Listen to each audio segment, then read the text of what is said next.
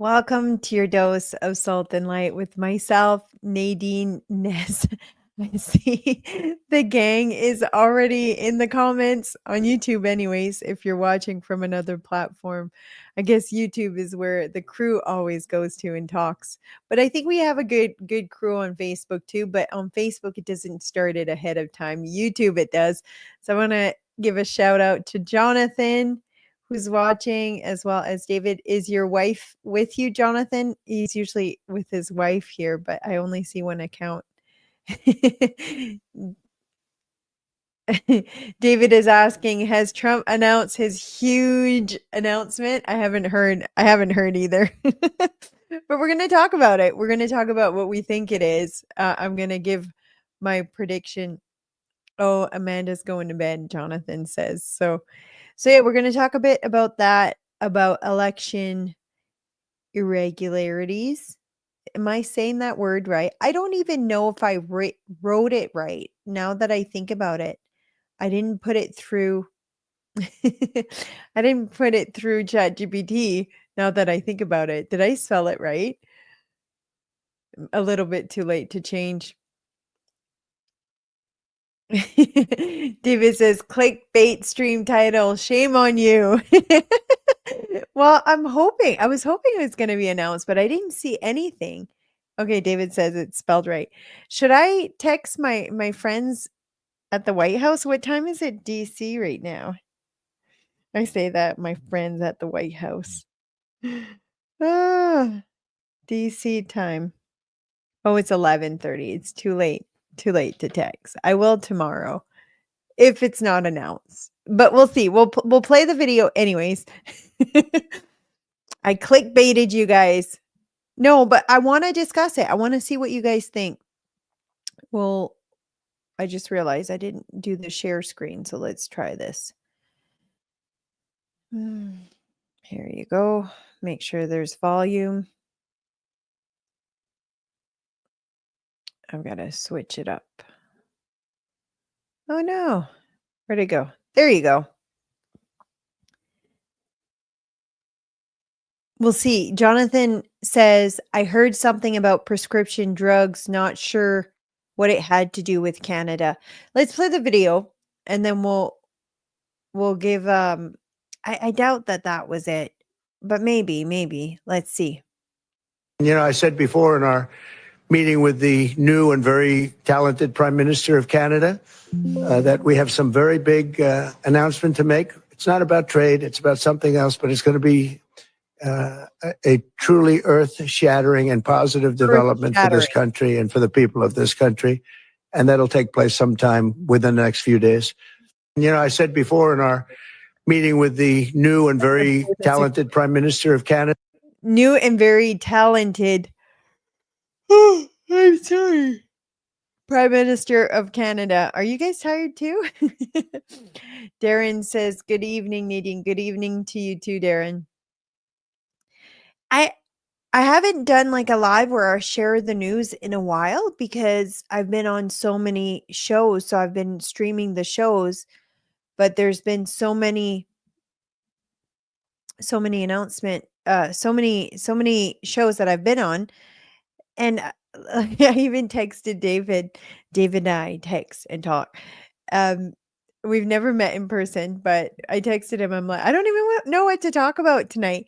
And then usually how I figure it out, I kind of go and see what's trending, but there wasn't anything like hockey. I don't want to talk about hockey. So some of you might want me to talk about hockey, but yeah, it's not that I will watch hockey once in a blue moon. We don't have TV, so it's usually when I go to like the Canadian Brew House for their prime rib special. I'm not paid to say this, but just an FYI, on Friday nights, Canadian Brew House have slow cooked prime rib, and it's phenomenal, and it's only like $24. So, anyways, sometimes there's hockey there, and I will watch it, but okay, there's a few comments. Someone is giving the score while the Oilers just scored. So, Old Dutch says, do you think Mo needs to get rid of the RCMP just like Daniel Smith? Is that what Daniel Smith just announced? I guess I'm not against a provincial police force. The RCMP have had a hard time filling quotas for positions for a really long time, probably because a lot of people don't from the rest of Canada don't necessarily want to get posted to Saskatchewan.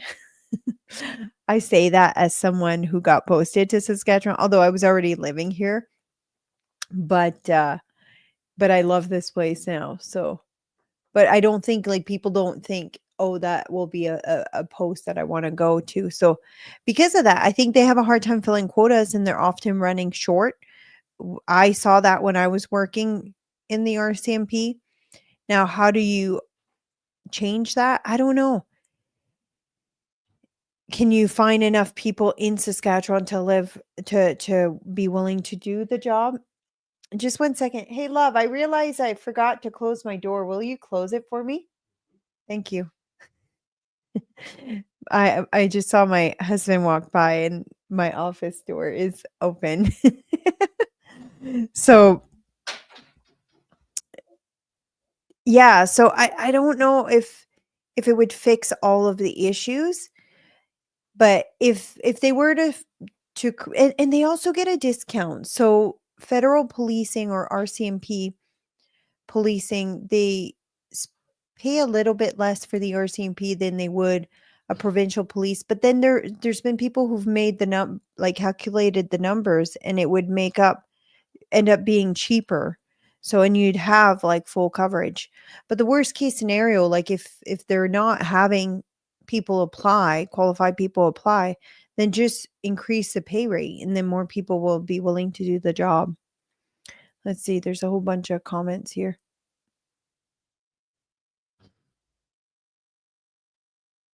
Um Heather, you said, hi, Heather. You says we're still on for that. Nadine, I don't know what that means. Did I miss a comment?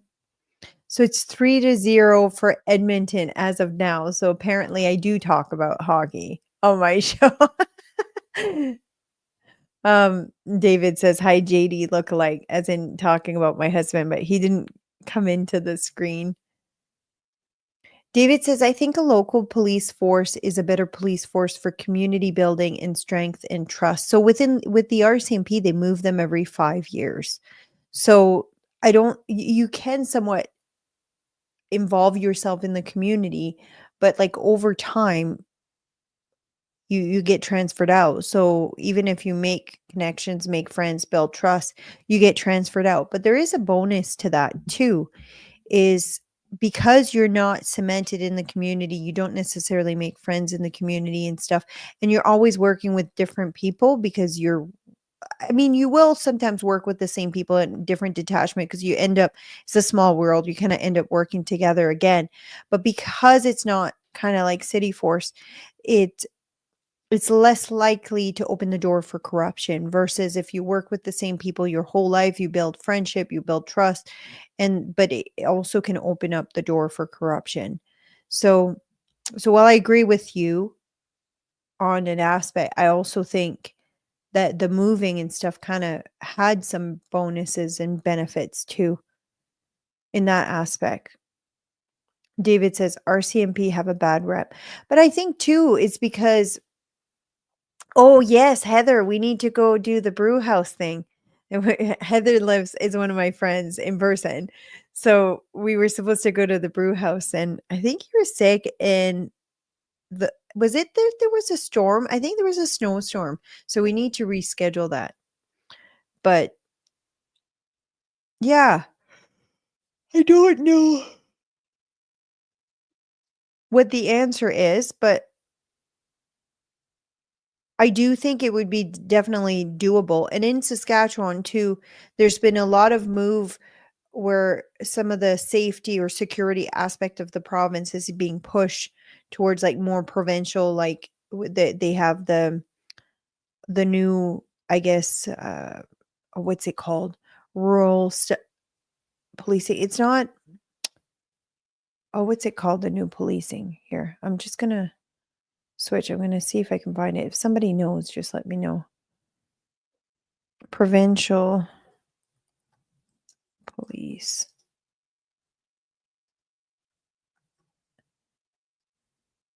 See what comes up. They came up with a word for it. Does anyone know? Let me know in the comments. I wasn't planning on talking about this, so. Crypta Maria says the RCMP originated to be strike breakers building the railroad. Sovereign Saskatchewan says, has Premier Mo not already started transitioning with the Saskatchewan Highway Patrol? Yeah, it's a little bit more than just the Saskatchewan Highway Patrol. I'm noticing there's a whole bunch of comments that I missed, maybe. No, it was another name. Because there was already like the Highway Patrol, which like the DOT. David says his cousin's a cop in PA. PA has gone downhill. There's definitely like certain detachment and stuff. Is he RCMP or is he PA police? But yeah, like I've heard in the city, you hear a lot of complaints of kind of corrupt stuff versus in the RCMP, because like I said, because you always end up working with new people. You don't build as much that kind of friendship where you would get away, where everyone kind of um has like each other's backs, even if it's like bad stuff where they shouldn't. I think it's provincial police force, but what they did basically, they had like there's small town that will have like Dalmany police, like Corman Park will have one, but they don't necessarily do like police investigation. They don't necessarily go to calls. They'll do traffic and stuff. But if something happens and they're close by, they will go to the call. But usually it's like the investigation would belong to the RCMP. Like this was when I was still in the force, this was being talked about, but it hadn't started yet. So I don't know exactly how it looks like or how it got implemented. But yeah, I think they're calling it provincial police force. But it's more than just RCMP. Marshal Service, Saskatchewan Marshal Services. That's what it was. So, yeah. I mean, these are all things that would be worked out. To be honest, with the direction Canada is going and the direction that I think Mark Carney is going to bring Canada, I think how it's all going to look for a police force in this province is the least the least of our worries.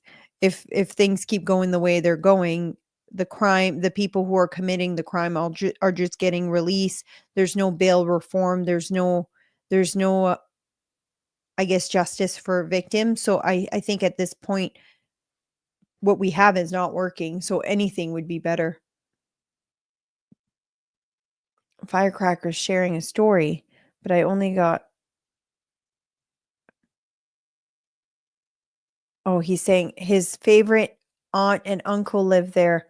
They woke up one day to a guy whom was passed out on their front steps.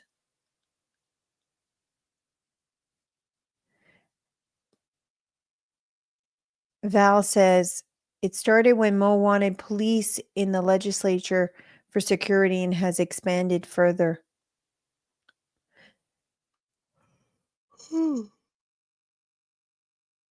Crypto Maria says Victoria, BC has 3 separate departments. There is something to having a local department. I agree.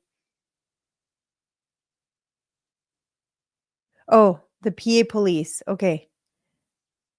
His cousin's a cop in PA. It's a she. The cousin is a she. David says, I was in PA in 2020. Felt like dark energy there. Not what I remember from the 70s and 80s when I was there every summer. Yeah, PA means Prince Albert. The catch and release part, they got to arrest them first. Joe says, forget the catch and release. They have to arrest them first. But yeah, like even when we would arrest people, I remember even when I was a cop, they were Like we do all the work and the judge would just release them. So and then we deal with them again because it's like the 5% of the population commit 95% of the crime. Okay. And one of the things I want to say, when I worked up in La Loche, that detachment had implemented something that was, I think, was probably one of the most effective things at reducing the amount of crime. And I can't remember the percentage of crime, but it was something like 40% of the crime had reduced, if not more.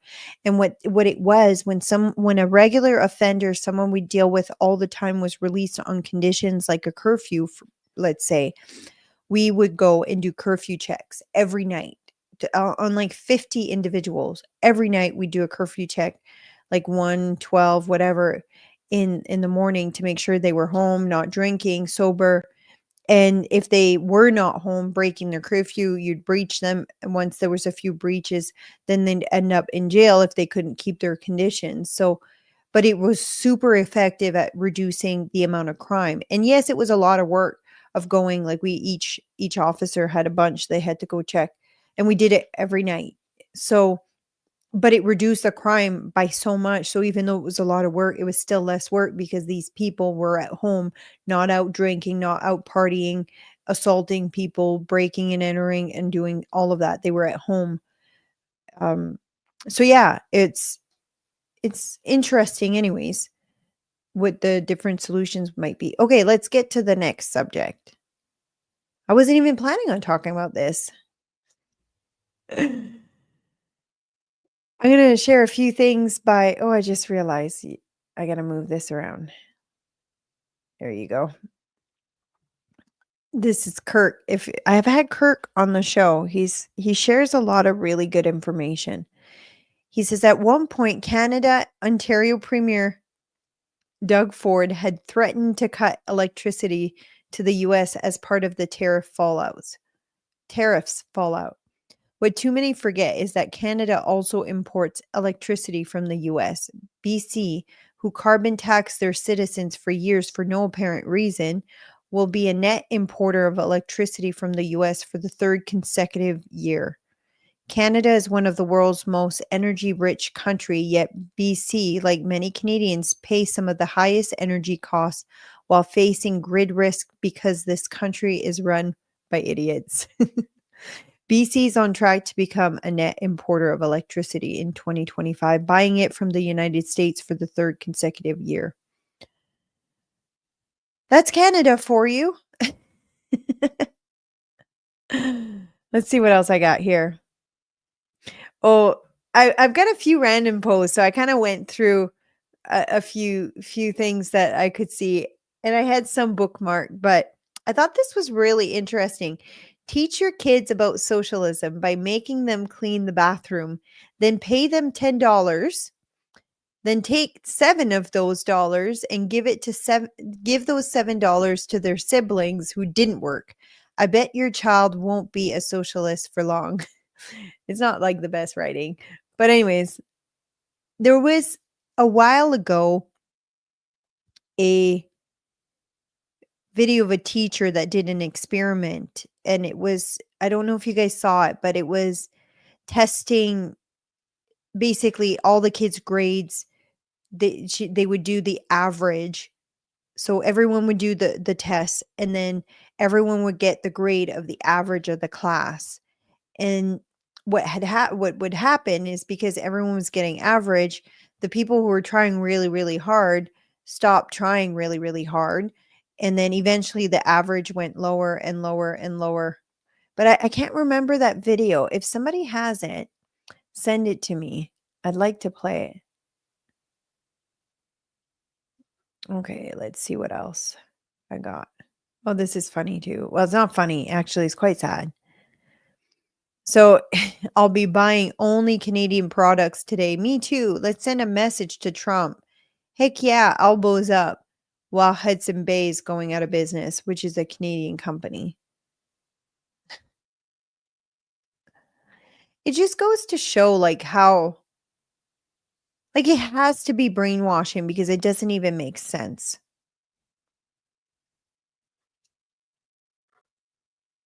Let's see what else. Oh yeah, that's right. I wanted to find the video. I'm gonna try to find it. But this is Canada Proud posted this. Do you agree with John Rustad? BC Conservative leader John Rustad responds to radical BC Imam who tells kids to martyr themselves. This guy, and John says, this guy needs to be arrested or deported before he does something to hurt someone here in Canada. Have you guys seen the video? I'm going to see if I can find it. It was in Ontario. Was it in, no, in BC. BC Imam. Let's see. Yeah, here it is. We'll play it. 10 years old. I'm just going to see quickly where that was. It's a Canadian Islamic scholar, Yunus Kathrada, curses the Jews in a Friday sermon, adds praise for little boys in Gaza who want to become martyrs and little girls who want to give birth to martyrs. Kids, some of them 10 years old. I'm sure you've heard some of those clips where a child says, I live to be a martyr. In other words, I live to die. Yes. I live to fight for the sake of Allah. I live to defend al-Islam and the Muslims. I live to defend al-Masjid al-Aqsa. Yeah, there are lots of examples of them. And you know something? It's not just the young boys, the young girls as well. Some of those little girls, they are braver than every single one of us put together. One little girl braver than all of us.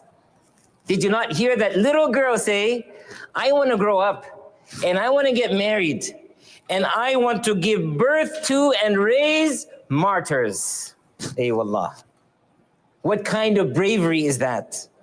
What are we doing for the ummah? What are we doing for Islam and the Muslims? Those young kids, they are literally putting their lives on the line. They will be killed, many of them. Why? Only because they say, La ilaha illallah. We are Muslims. We want to live by Islam. We will protect al-Masjid al-Aqsa. This is why they're being killed. اللهم انصر إخواننا المجاهدين في فلسطين وفي غزة اللهم انصرهم على عدوك اليهود اللهم عليك باليهود اللهم عليك باليهود اللهم عليك باليهود اللهم عليك بهم فإنهم لا يعجزونك. I'm going to read out what he said because if somebody, like the translation of it, because if somebody's watching, listening to this and not watching, they wouldn't know. And like, this is really horrific. But I'll read it out and I'll pause it. This is why they are being killed. Allah grant victory to your brothers and Mujahideen in Palestine and in Gaza. So this is what he says.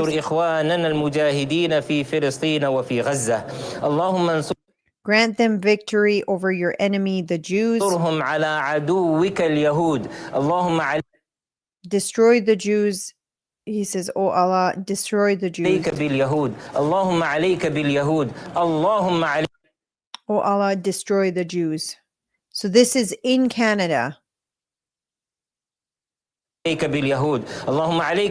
we're not talking about in Palestine. We're not talking in a country in the Middle East. We're talking about in BC, Canada. Destroy them, for they are no match for you. فإنهم لا يعجزونك اللهم رد كيدهم في نحورهم اللهم زلزل الأرض من تحت أقدامهم اللهم شتت شملهم وفرق جمعهم وأرنا فيهم عجائب قدرتك. Demonstrate upon them the wonders of your might. اللهم أنزل عليهم بأسك الذي لا يرد عن القوم المجرمين. From which criminals cannot escape.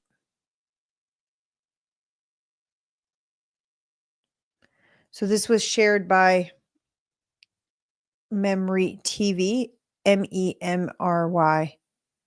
It's a nonpartisan, independent research institute providing research, analysis, and translation of primary material covering a wide range of issues, including on terrorism and ideological trends in the Middle East. These video clips are provided as a public service to an international viewing audience to bridge the language gap and better educate and inform. I agree with John. Rustad.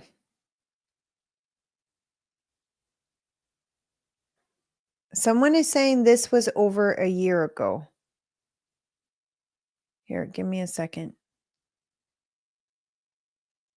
There's so many comments.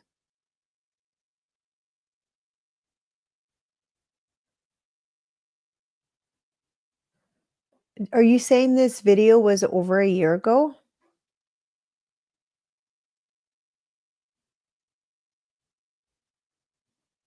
This is what John said about the video. Radical Imam promoting violence and terrorism, now coming to you live from Victoria, BC. This guy needs to be arrested or deported before he does something to hurt someone here in Canada.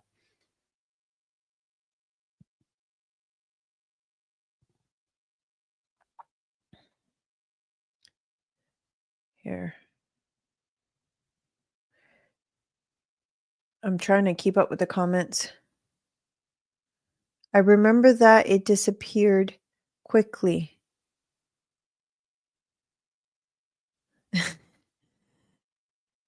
Cryptomeria, you must be from Victoria. He says, we have enough crazy in Victoria.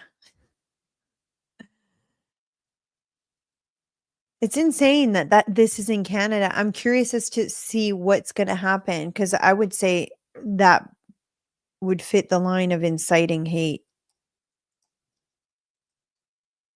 But imagine being Jewish. I'm not Jewish, but I should have worn my pin. I keep forgetting to put it on. I'm not Jewish, but imagine being Jewish and this is being said in your neighborhood.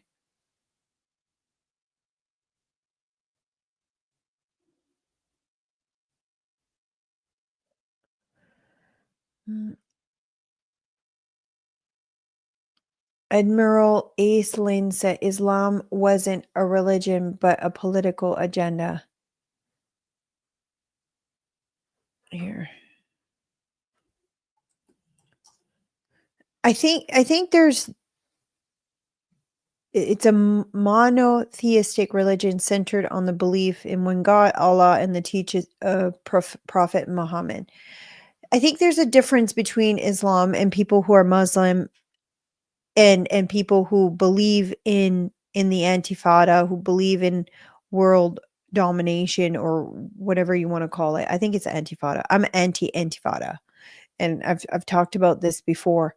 And I know some Muslims that aren't extreme, that don't believe that they need to take over the whole world and bring on Sharia law everywhere. But there are some who do, and I know some who do as well here in Saskatchewan.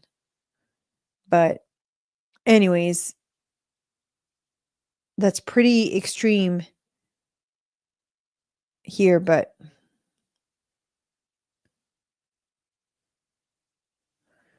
there's a few things being shared, but I'll dig a bit more into it, but I wanted to share that one. I just thought it's going to be interesting to see what they're going to do with it, if it's going to lead to charges or not. Wayne says, let me have people in truckers convoy who are still fighting in court over a peaceful rally.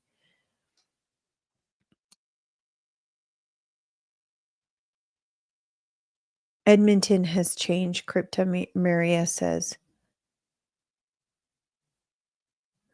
David says, when push comes to shove, I suspect all Muslims will be loyal to Islam. Yeah, Val says Muslim Brotherhood is in Sask. I think that's what you're saying. Wayne says we still have people who are in the truckers' convoy in court over inciting violence over a peaceful rally. Are you talking about Tamara and Chris? I haven't heard. Oh, it's strong in Saskatchewan. That's what Val says. Yeah, I haven't heard yet what. Oh, there's a little fruit fly in my tea. Gross. Ugh. You guys get it, all of me. Even the. Is there another one in there? No, I got. It was on the side. So Carly says it's all by design to promote division, create chaos, problem, reaction, solution, more rights, clawback, justify gun confiscation.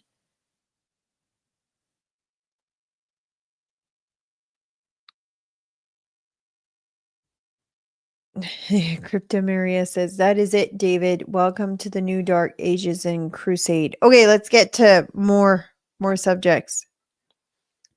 Kirk again, you know it's bad when Canadian companies who have a nearly monopoly in Canada and still get money for projects decide to cancel them and just invest in the US. Bell Canada scraps Labrador high-speed internet project, plans to invest in US. So Bell has canceled the contract for the project, which came to the Inuit government as a shock and deep disappointment. This might be a good time to look into maybe Starlink. I don't know. Maybe if you didn't try to completely make everything political, you would go see Elon and say, hey, can you help with this?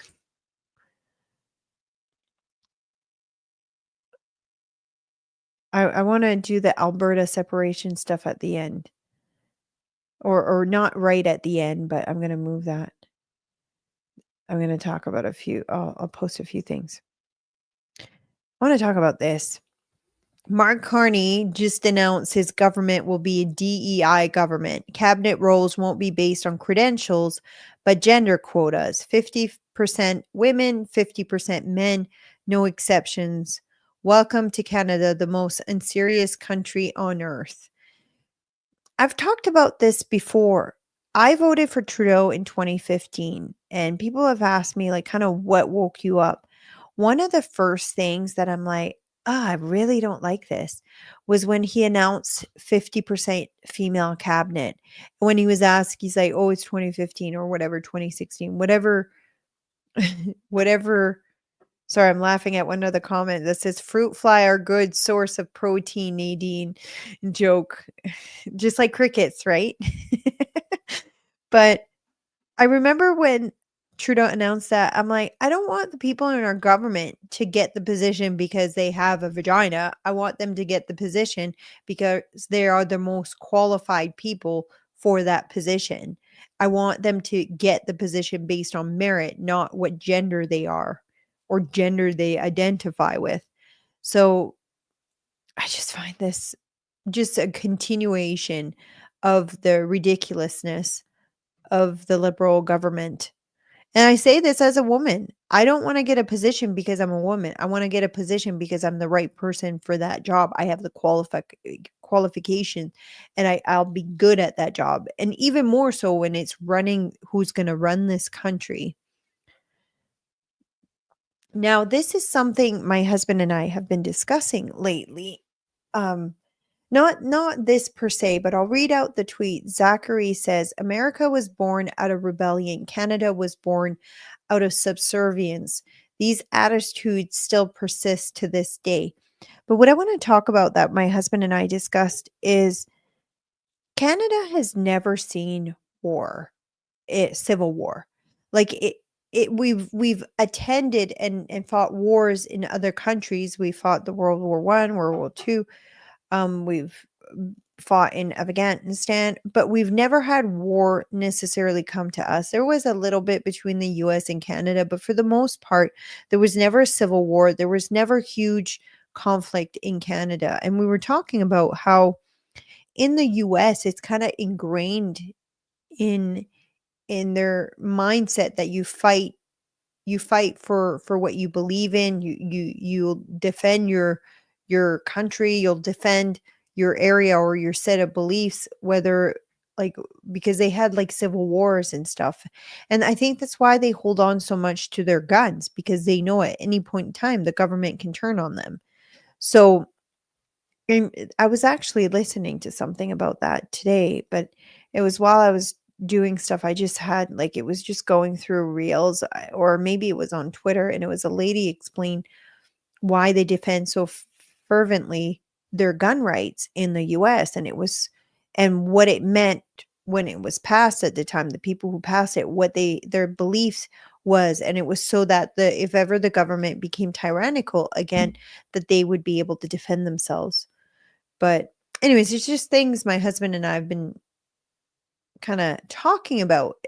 Why are Canadians so subservient? Like the government tells them to jump and they ask how high, kind of thing. And compared to when the US, where they challenge their government, right? So almost like that saying that hard times create strong men create good times create weak men, kind of thing. And it kind of comes together all over, the cycle goes again. But yeah, so it might not happen until they go through a hard time. I don't know. But Crypta Maria says, yes, this is true. We are supposed to be polite and nice and not be authentic. Okay, Alberta Prosperity Project reveals the referendum question regarding Alberta independence. And this is the question, do you agree that the province of Alberta shall become a sovereign country and cease to be a province of Canada? What are your thoughts? Would you vote yes or no? I'm curious as to what the people are saying in the comments. So the Eva Chipyuk, if you don't follow her already, I highly recommend you do. Do you agree that the province of Alberta shall become a sovereign country and cease to be a province of Canada? Oh, is this a poll? Let's see what the poll says. I'm going to say yes. 76%, 1,500 votes. I'm not in Alberta, but my husband's family farm is there. And there's a video. Let's watch the video. Jeff Rath is in it. I had Jeff Rath on the show. Consider this. Consider as the Alberta Prosperity Project registrants grow to several hundred thousand. At some point, she will very likely get in front of this train, in front of this parade. Just like Premier Carney used to say, find a parade and get in front of it. Well, she knows the parade. We are creating that parade. And at some point, I believe she will get in front of it. Yes. Consider this. Consider as the Alberta Prosperity Project registrants grow to several hundred thousand. At some point, she will very likely get in front of this train, in front of this parade. Just like Premier Carney used to say, find a parade and get in front of it. Well, so they're talking about Danielle Smith, I think. It doesn't really say that as the numbers go up, she'll get in front of it, as in like she'll lead it. Okay, is it because it was too low? I had a hard time reading it too, so I just reiterated what they said. Let's see what else they got here. Go to the polls every well, there's another video of the meeting here. Eva says, federal conservatives fail Alberta. I haven't watched these. Here a lot. Albertans don't want to have to go to the polls every 4 years worried that this is going to repeat. I hear that from many, many people. We don't want to have to go to the polls every 4 years thinking an abusive Liberal government is going to come back into power and we have to start all over again. And I think that is going to be one of the big issues of this whole thing as well. And the other thing too is that Albertans are really waking up to the fact that even a federal conservative party does not represent their interests. Okay, so we had a majority prime minister under Prime Minister Harper, but he's beholden to Quebec. He's beholden to Ontario. He did nothing to change the structure of Canadian federalism. He did nothing to end Alberta transfer payments, and he governed basically like a globalist liberal. You saw Pierre Poilievre in the last election. He announced that there would be no end to transfer payments, and he supported the dairy cartels out of Quebec. I challenge Pierre Poilievre if he's going to run as an Albertan in Alberta, especially in Battle River. Is the volume still too low, or can you guys hear this one? I think the old one was, but is this one okay? Crowfoot to come out and say there will be no more Alberta tax dollars for Quebec, and that there will be a dairy cow and micro dairy in every barn in Alberta that wants one. I double dog dare him, and we all know he won't.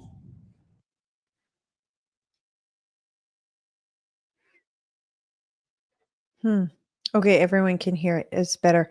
Yeah, I think the other the other one, the volume wasn't great. Let's see what else there is here.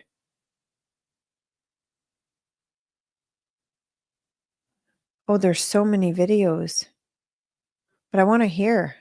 Let's see. They're not. Yeah, that's going to be a segue to a couple of comments, but Oh, that one's too low. I think it's just that gentleman. I think he doesn't talk super loud. But anyways, if you look at Eva's post here, oh, you guys, some of you aren't on X, so you should be on X. Here. I'll see if the other ones.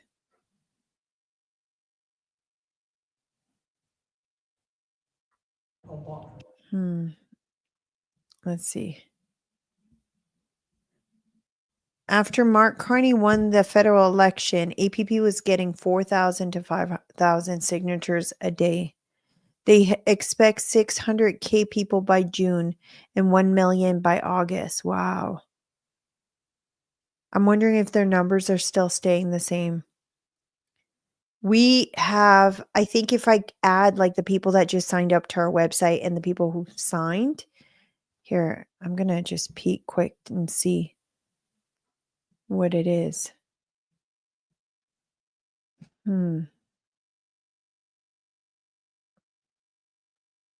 I was finalizing the flyer for the event. We're holding a big event in Saskatoon.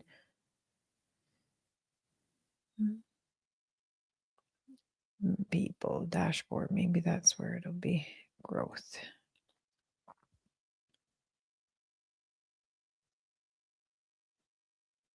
Yeah, so we have 3,000 that have signed up to our website.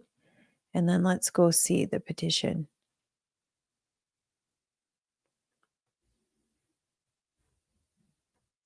We're going to make it so it's both the same, but yeah, 3561. So that's like 6,500.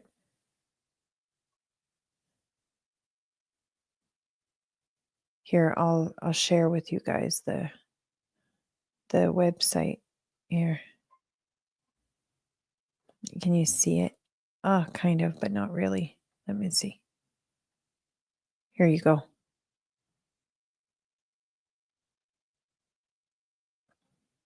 Yeah, so we've got 3561.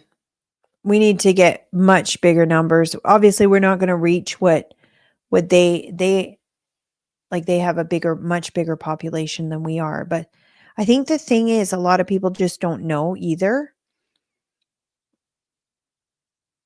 And we haven't done town halls yet. The first one will be on the 25th of May. So I'll share that with you guys. I just was working this morning on the event page, Saskatoon. So we've got 2 books so far, one in Saskatoon. Town Hall _2025. You won't find the town hall on our website to RSVP yet.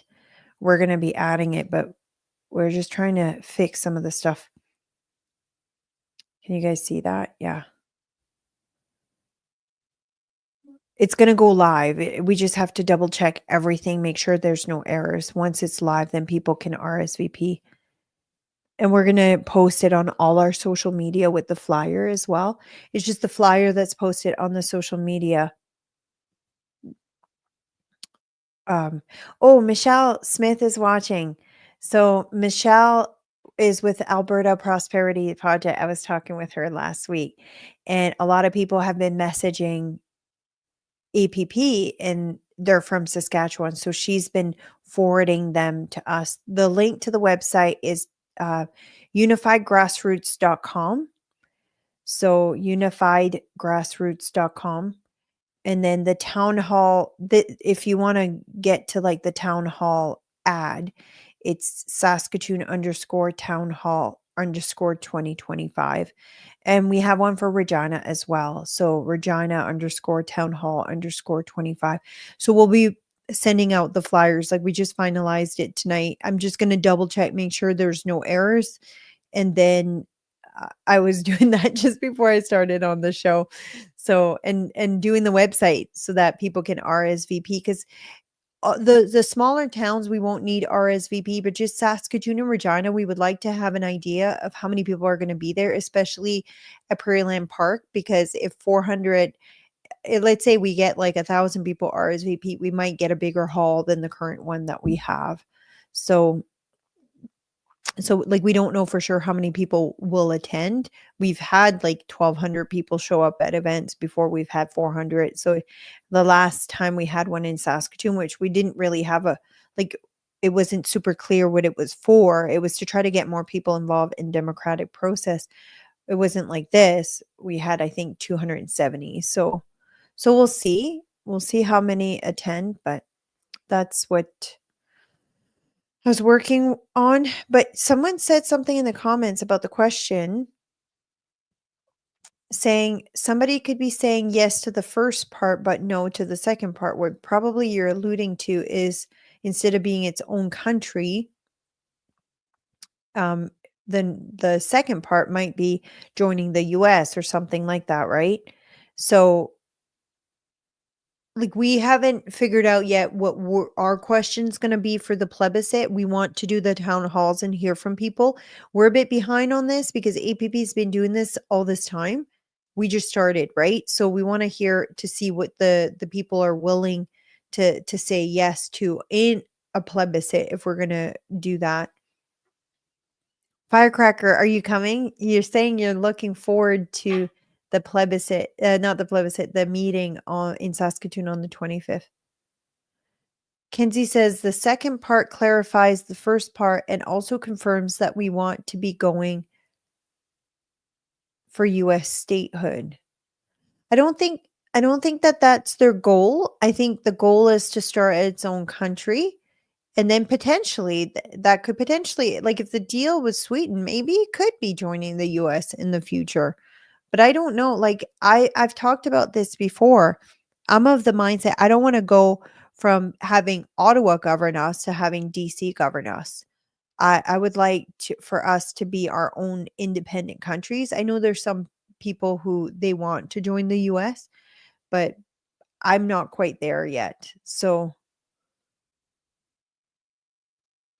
okay, Lanita says APP just held their first of 60 town halls. Okay, so this was one of the town halls, but they've been meeting with people, like they've been working on this for years. We just started after the election. So we've been working on other stuff, trying to get more people involved in government, provincial, civic, city, town council, school board. That was kind of our focus. So I'm just checking to see what else. I'm in BC. Wayne says, I'm in BC tonight, so I missed the Alberta Prosperity Project meeting in Calgary. Oh, are you from Calgary, Wayne? Here, I'll just showcase the comments. Carly says, I wish BC had awesome organizers like you, Nadine. You know what? There are some. They just haven't broken the And this is where Alberta has been super successful, like Alberta Prosperity Project. They're a nonpartisan organization. A lot of time what happens with movements that gain a lot of momentum, it kind of goes into new political party or they get pulled by new political parties. And I can't say it didn't almost happen. I think as an organization, we were getting pulled into a lot of different ways and potentially in some ways that we probably I personally, maybe not the organization never did, but and that's what happens, and then you get, tons of political parties that split the vote, and then you end up potentially with a leftist government, and when it's way more effective to get currently involved with the current government. So, oh, speaking of that, I went tit for tat with, the NDP this week, so the NDP's probably has people watching my show, so thank you for watching the show and enjoying this show or forcing yourself to watch through the show because I'm sure if you're with the NDP, you probably don't like this show. But yeah, so they've been all over our organization obsessing about it. I'm gonna find the tweet. I did a tweet to Carla Beck. Oh, I had a little bit too much fun with that tweet, but it's true. Here. Okay, so I'm gonna share the tweet that Carla posted. So breaking up the country with a referendum on separation is all about saving Danielle Smith and Scott Moe's jobs while costing so many workers theirs. Who could have guessed? So I commented too, but I quote tweeted it because comments doesn't usually people don't see it as much. So I say, "Hey Carla, with the numbers we have, we could also come after your job.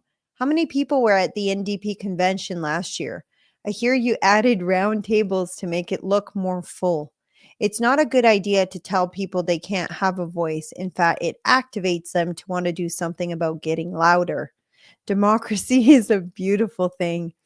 It would be awesome to have leaders in both parties willing to do whatever it takes to defend the people in our province. Perhaps we should encourage people to also get involved in the NDP." And it continues. Based on the wait, there's more than one. Correction, it was in 2023. Could not have been more than 300. I think it was actually under 200. But I was trying to figure out who was the source that told me this, like way back when. And my source was right. Round tables. This could be even easier than I thought. So what I'm saying is if they had less than 200 people show up at their convention, that what I'm going to teach you right now is democratic education on how our democratic system work in Saskatchewan. So the NDP has a convention, and at that convention, anyone who has a membership can get a ticket and go, and then they vote on certain things. And one of the things that they vote on, they do a leadership review. Do you believe that Carla Beck is the right leader for this party? Or it might be a different question. But anyways, people can vote on it. Now, if they had less than 200 people, or let's say less than 300 people, we can expect similar numbers in the future. That's kind of usually around the amount of numbers of what they get. So if we have like 6,500 people that have signed the petition, we can say, hey, do you want an NDP leader who's on the same page as us, who's willing to defend and protect Saskatchewan? Then you can go and show up at this event and vote that you're not happy with this current leader. So you can do that with any party. The SAS party convention, they had, I think, 680 some, so maybe 700 people. So you can encourage people to get membership in either party.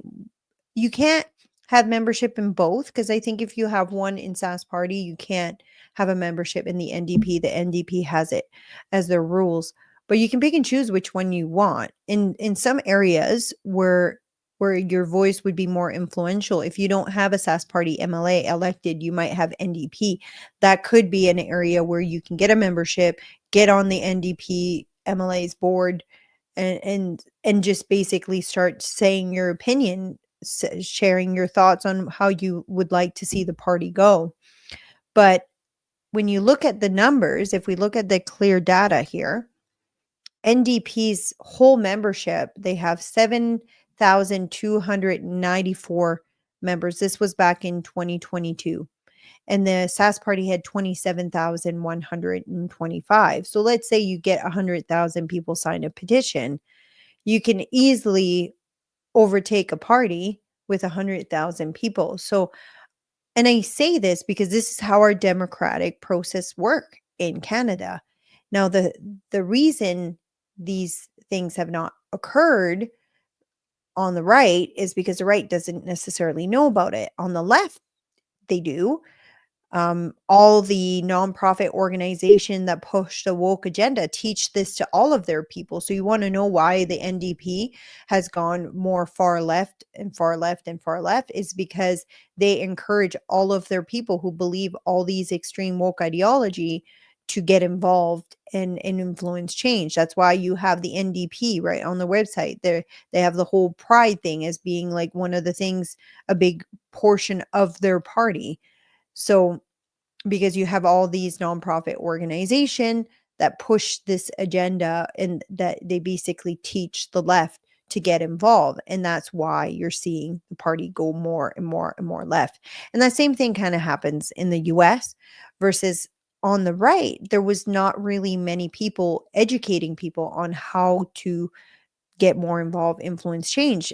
Actually, on the right, what happens is all of these movement, all of these people end up fractioning off and starting a new party. And I know some people who are watching this are probably some of those people. And if this triggers you, it's because you probably went that direction. But with the numbers that we have, we could actually get even more involved on all parties and influence major change if people knew exactly how it worked. So, and then I say, when's the next NDP convention scheduled? It should be pretty easy to get 400 people there. And everyone's like, do it, do it. Well said, Nadine. We need to make our voice heard. Democracy is a beautiful thing. But it's true. If she thinks that Scott Moe's job is the only one in jeopardy from the separatist movement that have had enough, like if 100,000, and in Saskatchewan, it's more than that. 35% of Saskatchewan people. I just saw your text, David. You said can't hear, but I'm assuming it's not right now. I'm assuming it's from earlier. But when the sound wasn't super loud. If Saskatchewan, the population, I'm just calculating here. Let's say we're 1.3 million times 34% was the last poll. That's 442,000 people. And this is not illegal. It's how our democratic processes work. So if we just educate those 400,000 people on how to get involved, and what will happen is the NDP will probably do a counter campaign to try to get more people involved, but that would be like an amazing thing because it wouldn't be the extremes leading the parties. It would be more people like in the middle. If you get that many more people get involved, right?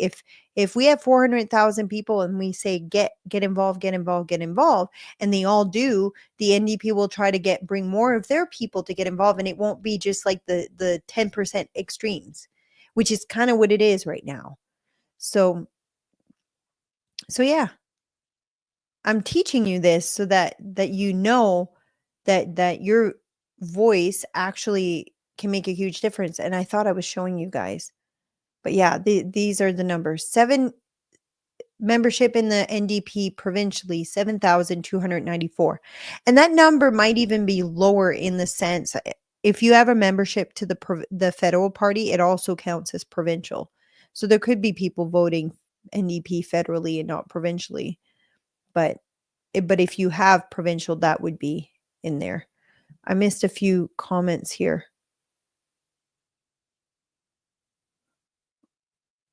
Oh, you guys are talking about a bunch of stuff and where you guys lived and worked.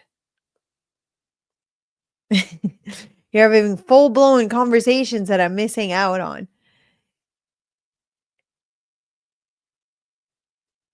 Okay. David says the safe injection site started with the slow roll of Vancouver's decline. COVID accelerated it. Sovereign Saskatchewan says is essentially how Trump took over the GOP. I think it's how the MAGA movement started, where you had hundreds of thousands, millions of people who weren't normally political or involved in politics started getting involved in politics. Okay, let's see if I have something else for.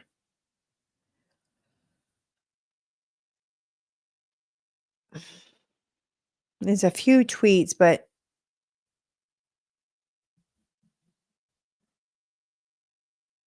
I'm going to share this one.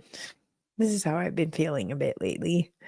We had a lot of conversations with my dad during our recent visit about the madness happening in Canada. He said the best way to cope is to make your little corner of the world as beautiful as possible, enjoy it, and not let any BS inside. So that's what we're going to do.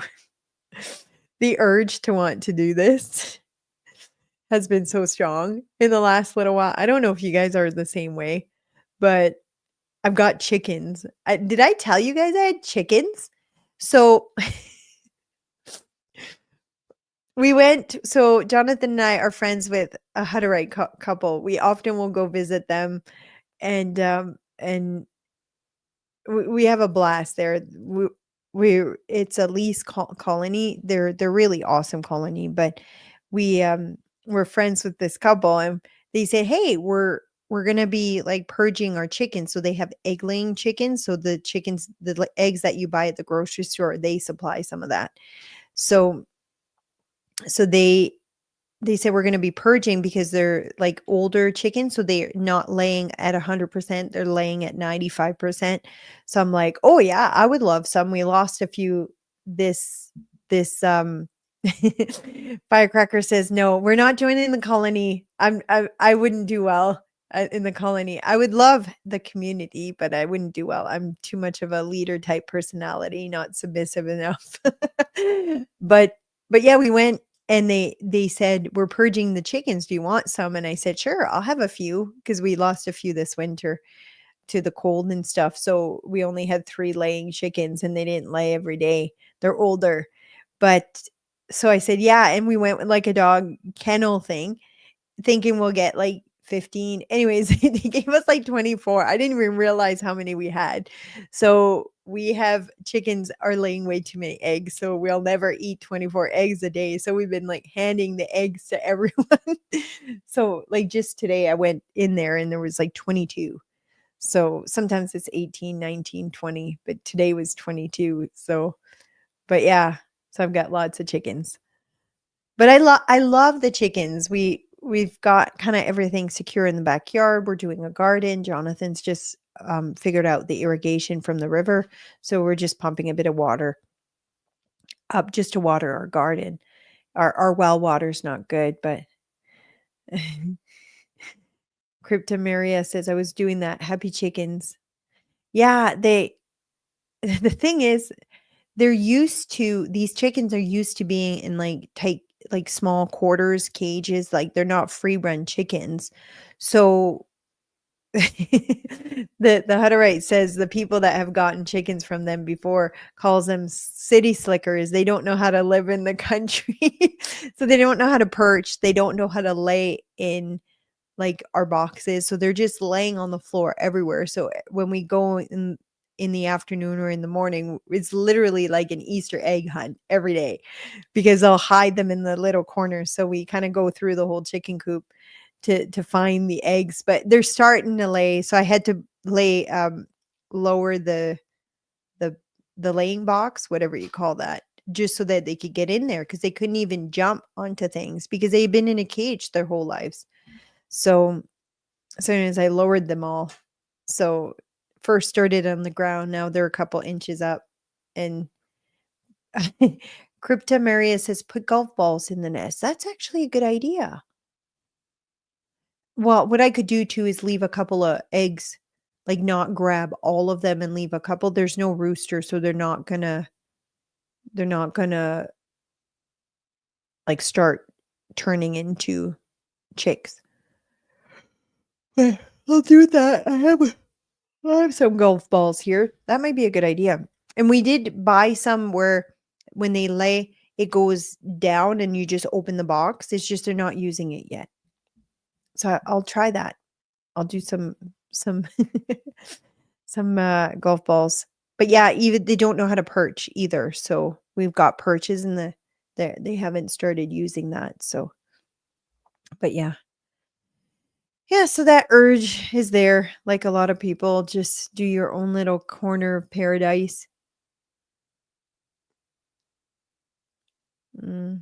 There was a video I wanted to share, but let's talk election Canada. Brian wrote this post, so I'm going to read it out. Today we learned that Elections Canada made a mistake in Terrebonne with the return address written on the envelope of one voter. So her vote for the bloc was never received and never counted. In this riding, it literally means the Liberal MP didn't win since she won by one vote. But more importantly, how many such mistakes happen in many ridings? I think people need to admit we have many problems in this country regarding how we run elections. The problem is one side can too easily fall for conspiracy theories, but the other side is way too happy to play dumb and pretend there are no problems. I suspect that side doesn't want to even acknowledge problems and even less try to solve them because they like when the other side goes into when the other side goes into conspiracy theories. I call it the damaged democracy to own the cons. The address error today is bad, but we also know EC forgot like 800 special ballots at someone's home. The validation process changed often hundreds of voters in many ridings, and the recount in Terrebonne literally had more ballots found after the recount. Last BC election, we know one box was found later, and there were other irregularities. We also had the issue that mail-in ballots are only counted much later, and I know some votes in Strathcona that were attributed to the Green, but in all likelihood it was a mistake and those were NDP votes. Bottom line, we are witnessing many problems from straight up errors to processes that should be improved. Saying election BC and election Canada has problem isn't the same as saying they are corrupt. Can we please take a look at all of this and find solution?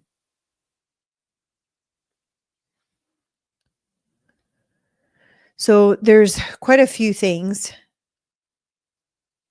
Ironically, all of these all went towards the Liberals. The Liberals are getting closer and closer to winning a majority. Pascal wrote here, Election Canada must publicly show the rejected ballots. As long as they don't, doubts about a rigged election will never go away. If there's nothing to hide, show the ballots. So it shows how many ballots were rejected here. I don't know if I can make this bigger. 903 ballots were rejected.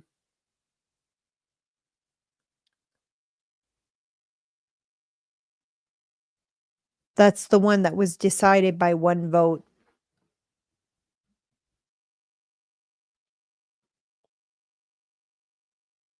Marty up north says Election Canada is compromised. We want to see all 50,000 ballots. So Election Canada finds 11 ballots just out of nowhere and it puts the Liberals in majority. I noticed two things, 63 ballots reconsidered and 11 ballots added to the count.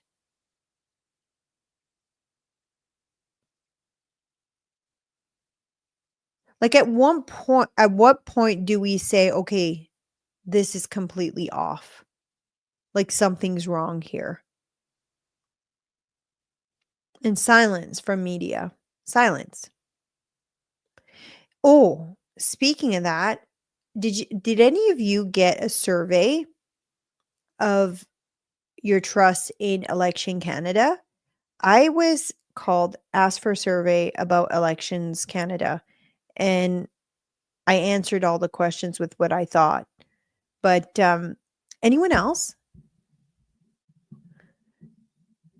David says, are they going to keep counting until they get a majority? Even more reason to push for separation. This is a story here. Over 800 special ballots were left uncounted in an Election Canada's office in Metro Vancouver, raising questions about how the independent agency handles ballots. Dylan says, no, but my dad got a survey about travel.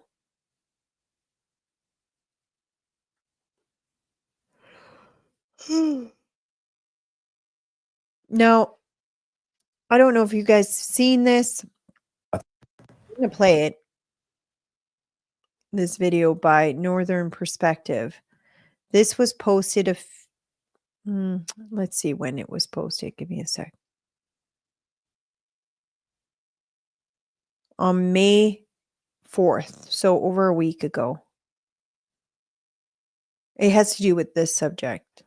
There would be a ton of crazy stories coming out about the election. And absolutely, that's what happened. And one of the things that, should we tell them about the email we got? That's up to you. So one of the things that makes me wonder, Super loud. which makes me wonder why some of these stories are coming out, is for a very important reason. And folks, we were shocked when we got this email. Right after the election, The day after. we received an email from a Russian state actor. And in this email, this state actor asked us to essentially get paid by the Russian state media. We could put out, what's going on Oh, here? you're unplugged. That we could put out media for them because we had a large following. Now, I have never called the RCMP in my entire life, and you can bet we called them as fast as we could. Yeah, we 100% And called them as soon as we could, Yeah. asked how to report it, and they gave us the information on how to do so, and we did so. The RCMP has since followed up with us, and we're going to be following up with them. And but they offered us, they didn't give us a dollar amount, but they had said, we will give you a substantial amount of money. Now, what we have talked about before is that there is going to be 2, maybe 3 primary foreign actors trying to influence this election. Everyone obviously knows China, India. So that was a video that was released. I'm going to share with you the tweet by Jasmine. Jasmine says, deeply concerning statement from Northern Perspective in tonight's live stream. Has anyone else received similar communication from confirmed foreign entities? I'm in a few group chats with other creators. None of us have gotten anything like this, but we will keep our eyes out. If you have, can you give more details so we can remain hyper aware of the language used to report it and not just write it off as a wacky email? Any information would be helpful to be able to discern genuine discussion and debate from the verbiage of paid propaganda. Thank you in advance. So this is what Jasmine initially said. Here, I want to make sure it's the right. And then a few days ago, on the 5th, so the following day, she wrote this. It's quite long, but following the claim from Northern Perspective yesterday, I've received dozens of emails and DMs from concerned citizens as well as other content creators across all platforms. And one thing's every single one of us has confirmed no one else receives similar messages from anyone or to encourage or be paid for propaganda. I have two main thoughts on this topic. I think it's incredibly harmful and throws everyone under the bus, shames them for having the free discussion and debate about the election and other speculation within government. That is the biggest threat to our democracy. It completely caters to the sensationalized legacy media narrative that conservatives are funded by Russia. It's a way to silence people and cast doubt on what may be genuine conversation as people work through their thoughts and feelings. I think it's very damaging to post a video like that and then provide no further correspondence privately or publicly to elaborate.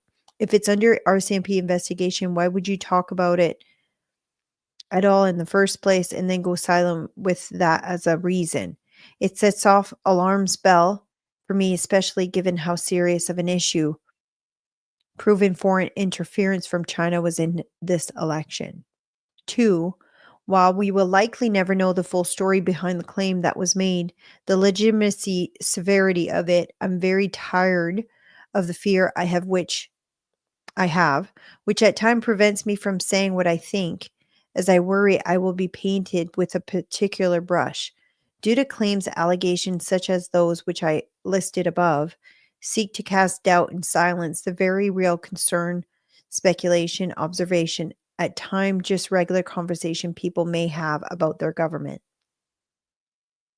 I will continue to discuss what's on my mind, provide evidence and how I got from A to B in my line of thought as a free individual and speculate as I see fit with my free thinking brain.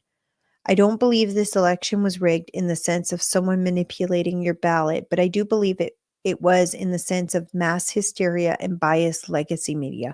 I would agree with that. If other content creators say things to try and make you distrust their competition, you should deeply consider why they are doing that. Might regret this, but it's what I think right now, and I'm sharing it. Look, I don't want to say that, oh, they're control opposition or anything like that.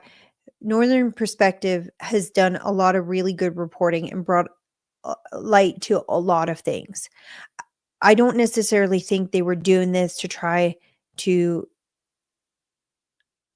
like, and maybe I'll preface this. I've had like my own paranoid days where something happens. I'm like, it's too much of a coincidence. Probably like Team Black. I call it Team Black, like Team Evil that wants to like the people who want to control the whole world. But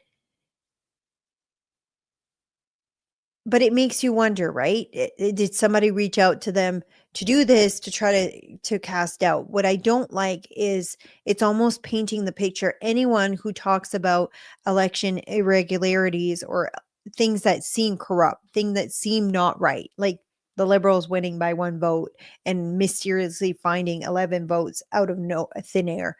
Like, to say that all the people who are talking about that are likely paid by Russia, I have not gotten a cent for what I do. The only thing I get paid from is Twitter, and it's like $50 maybe every 3 weeks to like a month, maybe 2 weeks. But I don't like this idea that if you question it, then and it's that narrative being pushed, then you must be Russian, paid by Russia or paid by other things. And that would be like a really good way to kind of take away credibility from people or kind of put questions in people's mind when they're hearing someone talk about something. But I'm glad though that Jasmine brought this up. It was a little bit more than that. I messaged her and I think it was a concern by a lot of content creators that shared the same thing. Just because they're being critical of the election does not mean that they're being paid by Russian assets. So, but I think, what are you guys' thoughts? What's your gut feeling on this?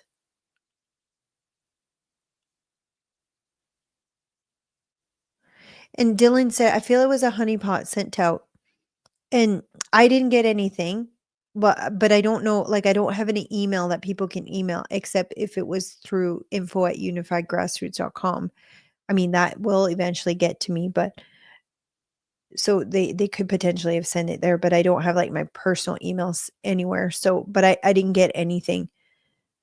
So it could have been that. Like they could have just walked into it not realizing, okay, by even posting about this, it's going to make them look like not credible because it's almost like hurting other conservative who are concerned about this election, right? They could have just walked into it and that could have been all planned where they didn't even know that they would be used in that sense. So, oh, Kenzie says NP insinuated other content creators couldn't be trusted. I didn't see, did they say that in the video? Did I miss it? That bothers me. Let people judge for themselves if somebody's credible or not. I think deep down, especially us, like the the distrusting of government people, especially the people who were like really um awake during COVID. I think a lot of us are like super distrusting of like anyone to begin with. So so we already go there, but I think just yeah, follow your gut. Kenzie says, they have been bothering me for some time. They should stick to parliamentary reporting. Like, I haven't been on their show. Like, I've never talked to them. I've seen some of their stuff and like they were reporting on a lot of stuff. Like at first when they were anonymous, to me, that raises red flags. If you're not willing to stand by what you say, put your name behind what you say, then that doesn't build credibility. And I'm not saying everyone on X should be put their name, but if you're creating content to try to influence change or even just educate people, um, to me, if you're not willing to put your name behind it, then that doesn't build trust. That's just my opinion. But then I know that the government was coming after them and stuff, and then they became public and they've been their public self since. So, but Crypto Maria says, I've said it on X. They might as well be doing of because it's all about the money and branding. I don't know if we're still talking about NP. Firecracker says, I think it's good to question everything, no matter where or who it came from.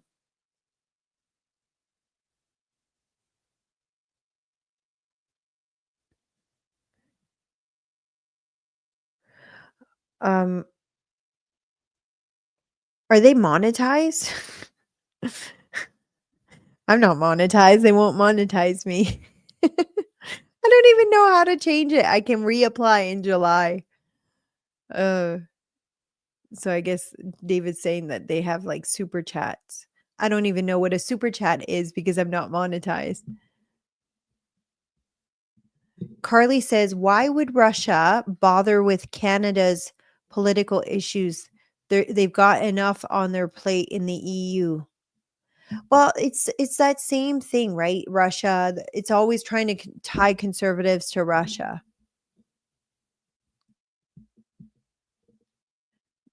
Kenzie says it's the Tenet media affair that's spawned the fear of being painted as a Russian asset, like Lauren Southern. Oh yeah, remember when she got interviewed? Is she still creating content or did she disappear after that? Kenzie says in the second episode, it showed the email.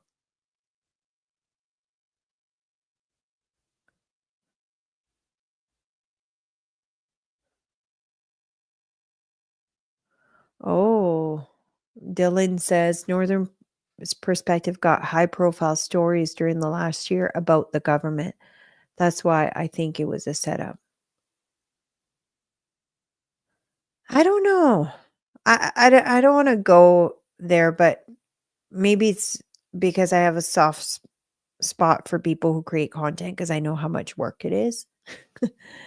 And if it kind of helped wake up people to some stuff. Kenzie says, oh, they're monetized, all right. CBC tried to sue them too, and news in the US are considered as intelligence by foreign entities. Oh, there's so many comments. Am I catching up?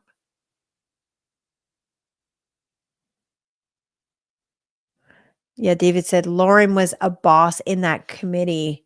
She was. Kenzie says she walked away.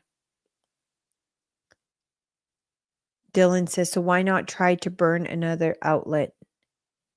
Did they say who they thought were being paid Russian assets? And I've seen that so much, though.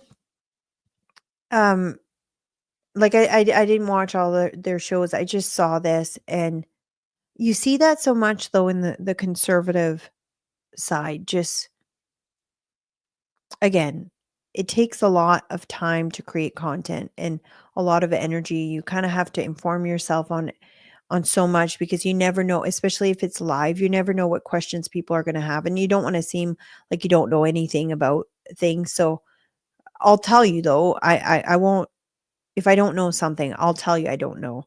I have no problem with that. I don't have like an ego to feed or anything. I don't claim to know everything about anything, but I do know like the amount of research that you have to do in order to produce a show or produce content is a lot of work. So Carney wants to spy on Western separatism, even getting the military involved. Oh, then I'm at the top of their list. My phones are probably tapped now. David, they probably listen to our conversation. I don't know if we talked about separatism. Jonathan says, I don't even think Russia was behind Tenet. Surely the FBI know to lure foreigners back into the country like the RCMP does. Lauren Chen was screwed Southern over.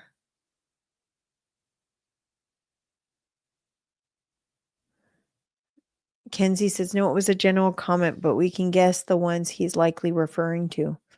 I just want to say I'm super thankful right now that there is a lot of content creators in Canada. Like I remember like a year ago or 2 years ago, we wanted to hold a fundraising event for UG to kind of help fund like events that would train people on how to campaign, train people on messaging, on how to do proper activism and stuff. And we're like, who do we invite that would bring like 1,000 people out? And the only one we could think of was Jordan Peterson, and he wouldn't come to something like that. But we were trying to figure out who would have that kind of star power to bring a bunch of people to want to buy tickets, because this was supposed to be a fundraiser. We wanted to sell tickets and use those funds kind of to help all the people running, like help train, not necessarily give them the money, but help organize, maybe hire someone with the organization so we can do coordinating of volunteers and stuff. But yeah, we didn't know anyone. But now you have so many. You have like Jasmine Lane, you have Northern Perspective, you have Marty Up North, you have Cat Canada. There's a lot of new ones. I think I shared one of the posts. Who was it? I'm going to go back. I think it was at the beginning. Mention them. Help me out here. Mark Nixon is one who produces content. Like there's so many now. And versus back then, like there it was one of the reason we started the show. So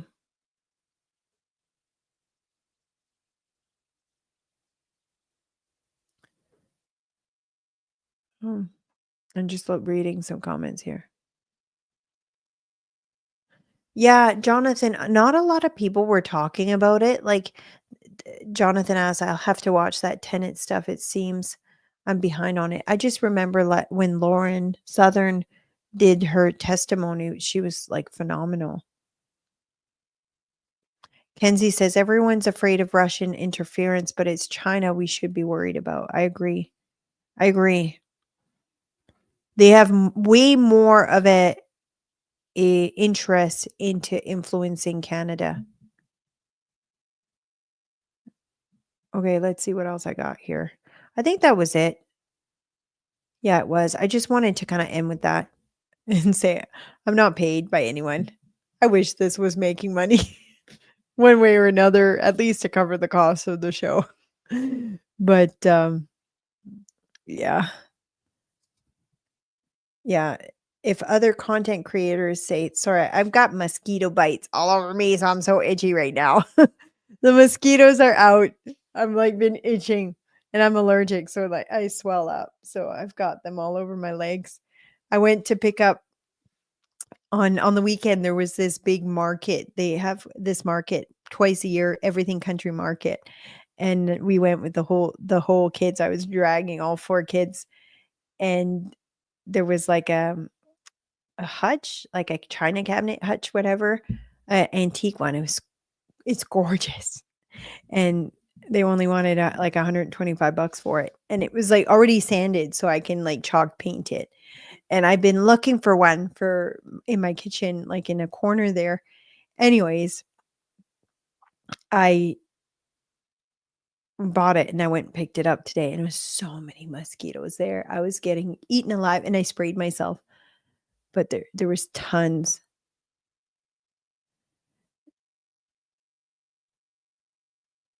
Here, I'm battered into. Jonathan says there's give, send, go. No, I don't feel right doing that. Like, I think if YouTube was paying for like the views, I would feel okay about it. But like, especially when people are struggling financially right now, like we're doing okay with my husband being a doctor, so I don't feel right like asking something like that. But if I was getting monetized based on like content creation and views and stuff, I'd feel okay about that. But they won't approve me. Like I might do something like I've applied also for subscription on Twitter so people can subscribe, and I think it's like $2. And then but they also get something back. So it's not like just like give, send, go. I don't feel right about that.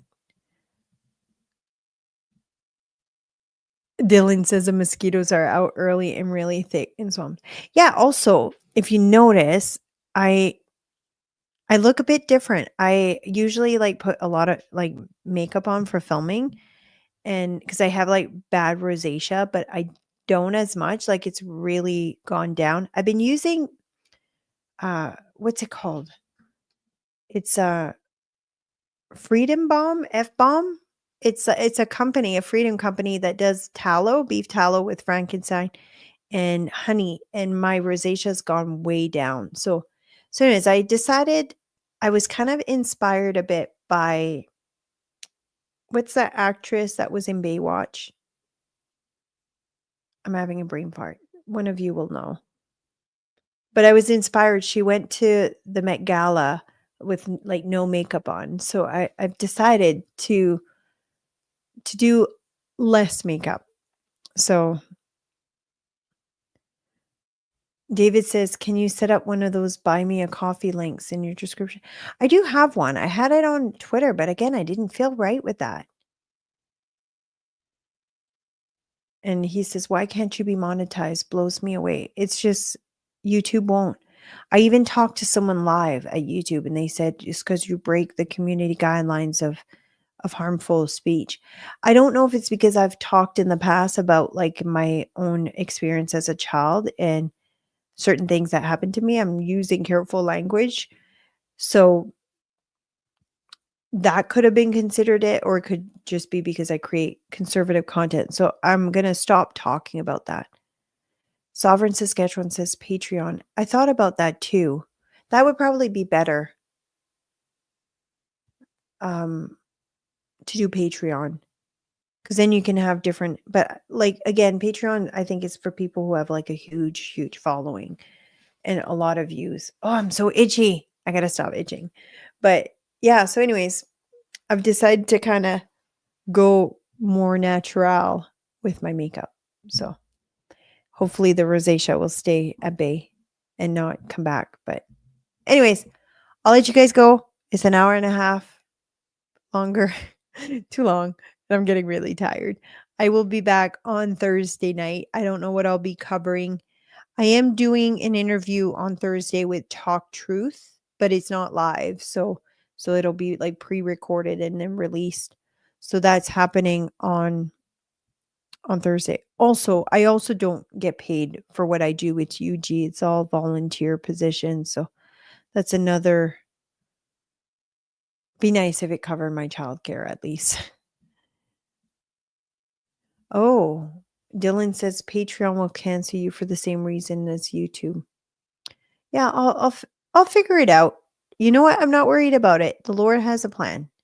I always think I have full faith in the Lord that He's going to provide, but it does make it hard to stay motivated and put in all this work when all I want to do is hang out with my chickens and build more chicken coops so I can have all the chickens in the world and maybe a goat and a sheep and do woodworking. And so it makes it hard, especially when I live in an unfinished house.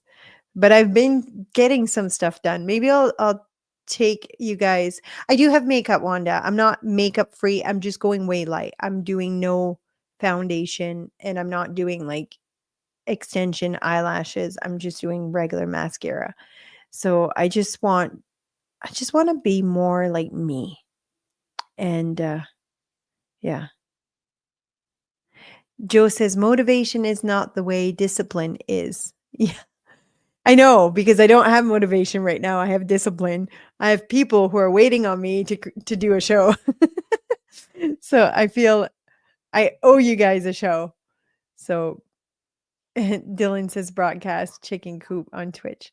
I thought of doing like construction content where like doing another channel where I do construction and like show you guys like myself learning new tools, learning how to do new things and just doing it live so we can have discussions, but then talking about politics.